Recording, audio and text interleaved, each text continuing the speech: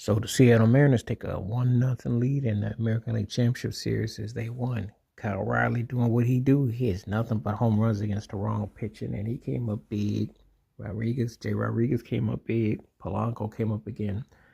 Thing about it is a lot of people aren't giving the Mariners some, not all, but quite a few are not talking about them as being a real potential World Series contender. But I'm gonna tell you something, they are relentless. Their pitching is pretty good. They're hitting.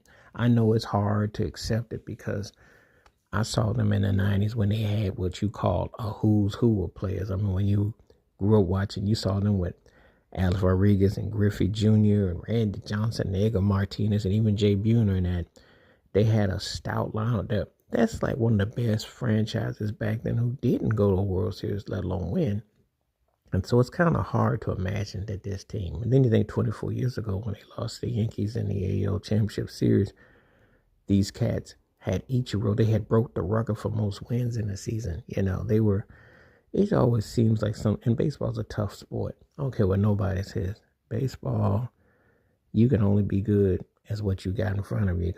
Some teams have runs and some teams it comes and goes. There's no accounting for, what looks like a dynasty. It's tough. It's really tough. So I think they're going to be a handful because they got a young core pitching. Now, I know Toronto's favorite, and Guerrero's going to have something to say before the series is through. But, one thing, if the Mariners can pitch like that and you keep the games close and low scoring, they gave themselves a really good chance to win the series. I'm just saying. I know it's just one game, but that was a pretty big deal, especially with Kyle Riley coming up big. I mean, he's been the MVP of the American League all year, and they really are playing really well. They really are playing with a lot of emotion and playing almost with house money because no one is really paying them.